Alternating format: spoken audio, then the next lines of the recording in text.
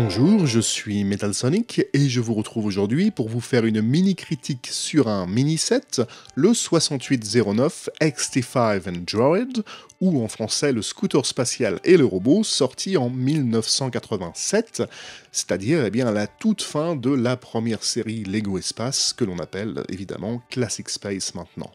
C'est donc une des dernières boîtes à proposer la mini-figurine du petit astronaute, le Classic Spaceman, l'ancêtre de Benny si on veut, et c'est vrai que ça marque tout de même la fin d'une époque, parce que pendant presque une décennie, de 78 à 87,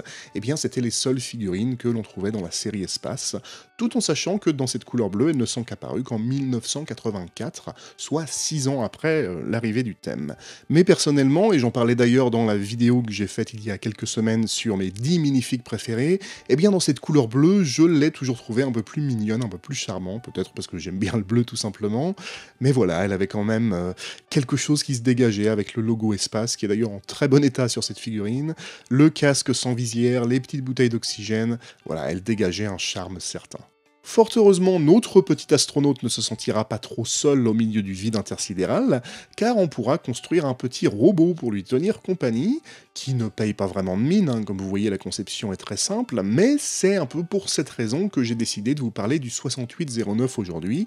car comme vous le savez certainement, en 2022 est sortie une réédition du Galaxy Explorer, qui était sans doute le set Classic Space le plus connu, et il se trouve que ce petit robot a été inclus dans le set, alors que le Galaxy Explorer original ne l'avait pas, et j'ai trouvé ça assez charmant de faire un clin d'œil à ce set en particulier, et comme vous le voyez, je vous mets les deux à côté, la réédition et l'original, ce sont exactement les mêmes, construites à partir des mêmes pièces. Il n'y a rien de vraiment intéressant, mis à part peut-être la brique pentue de 2 sur 2 avec un motif de grille qui est imprimé, ce n'est pas un autocollant, très joli, mais j'espère surtout que vous arriverez à distinguer sur la vidéo la différence entre les deux teintes de gris, puisqu'en effet, le gris clair original n'existe plus depuis bientôt 20 ans, je crois. Il a été remplacé par ce qui s'appelle sur Bricklink le Light Bluish Grey, parce qu'il a une teinte un peu plus bleutée. Alors la différence entre les deux est très mince, mais le fait est que le gris d'origine avait tendance à, je ne sais pas, s'oxyder, à jaunir, devenir un peu verdâtre, ce qui n'était pas forcément très joli. Cette réaction était probablement due à un composant chimique qui était contenu dans le plastique,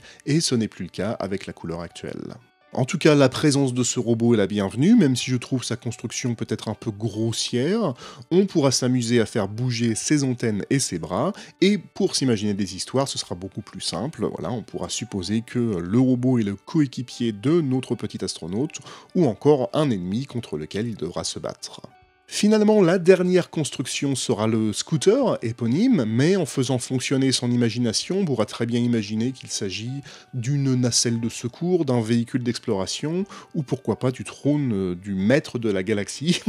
pourquoi pas, on sait pas. Elle est assez simple dans sa construction, là encore, mais elle contient tout de même de très belles pièces, pas mal d'éléments transparents, mais aussi une dalle de 2 sur 1 sur laquelle figure un clavier et un écran, 2 manettes que l'on pourra aussi réutiliser, pourquoi pas, pour créer des bras, et elle est construite autour d'un de ces fameux sièges de l'espace. Vous savez, c'était des fauteuils qui étaient suffisamment larges sur la partie arrière pour faire asseoir les personnages qui avaient des bouteilles d'oxygène dans le dos, et c'était le cas de toutes les figurines espace, bien sûr, mais ce qui est intéressant, c'est que vous aurez également la possibilité de faire asseoir le robot aux commandes, et ainsi, une fois de plus, de vous imaginer toutes les histoires que vous voulez. Pour ce qui est des accessoires, vous trouverez un simple walkie-talkie, mais vous aurez la bonne surprise de voir que celui-ci peut s'accrocher grâce à ses studs à l'arrière du siège, ce qui est plutôt une bonne chose car notre personnage n'aurait eu d'autre choix que de téléphoner et piloter en même temps, ce qui est, comme vous le savez, interdit par le code de la route galactique.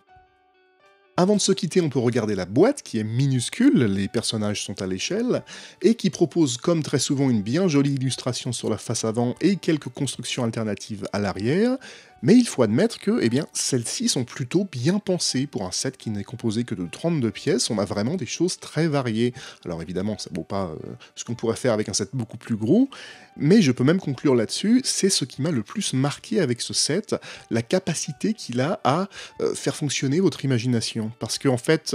j'ai ce set depuis plusieurs années maintenant, mais je n'y avais jamais vraiment trop prêté attention, jusqu'à la réédition du Galaxy Explorer, où je me suis dit, tiens, ça pourrait être sympa de faire une vidéo vidéo